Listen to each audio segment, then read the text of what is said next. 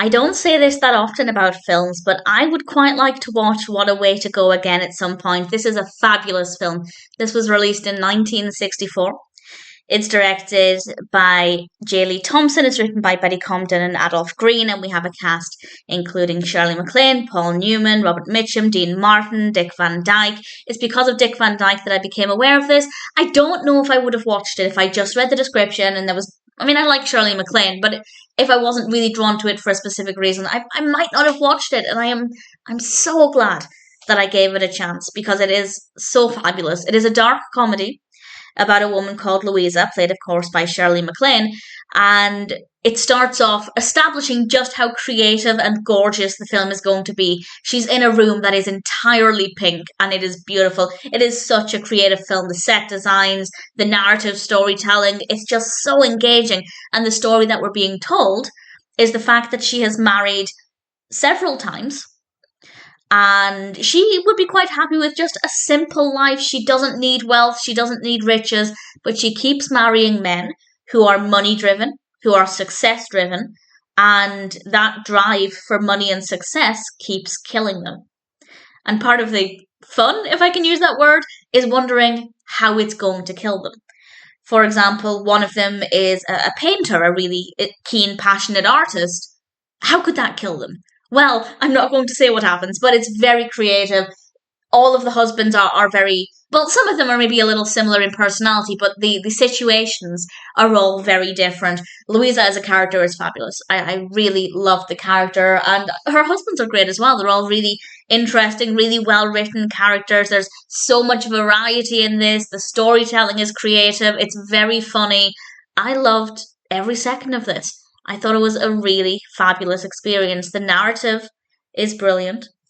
The execution is great. The pacing is great. It's quite a long film. It's just under 2 hours, but usually I think a film has no business being over an hour and a half. Most films don't need to be more than an hour and 30, maybe an hour and 40. But I was devastated when I got to the end of this. I wanted more, so it didn't need to be longer. But if they wanted to do more, I would have been all for that. And there is nothing about this that didn't work. The concept is great. The execution is fabulous. The method of storytelling is brilliant. It is such a creative film. The set designs, the props, they're all absolutely amazing. The costumes are stunning, absolutely beautiful. The characters are all well written. The performances are brilliant. It's very funny. I can't praise it enough. I thought What a Way to Go was an absolute joy. And it might be a new firm favourite. I have a playlist on YouTube of all of my favourite feature films that I absolutely love, and I'd love to watch them again and again. I might be adding this film to that list, and I wasn't expecting to feel that way when I started watching it. I'd never heard of it. I didn't really know that it was going to be this incredible, so I'm very happy with the experience. It seems to be well received at the time of recording. It has 6.9 out of 10 across 6.5 thousand reviews and ratings on IMDb. It was nominated for 2 Oscars. It was nominated for Best Art Direction and Best Costume Design. It should have won both. It absolutely should have won both. I will check to see what films it was up against, but I feel like the art, the set decoration, the set designs, the costumes, absolutely stunning. Okay, so for Best Art Decoration Set Design Colour in 1965, it was up against 3 films that are brilliant and one that I'd never heard of. It was up against Beckett and also The Unsinkable Molly Brown, which I love, My Fair Lady, which is fabulous, and Mary Poppins. And the winner was My Fair Lady, which, yeah, fair enough, but up against Mary Poppins? Are you kidding me?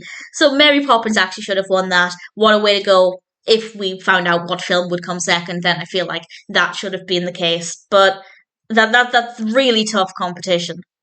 And actually, the nominees for costume design colour are the exact same films. All of those films were also nominated. And again, the winner was My Fair Lady.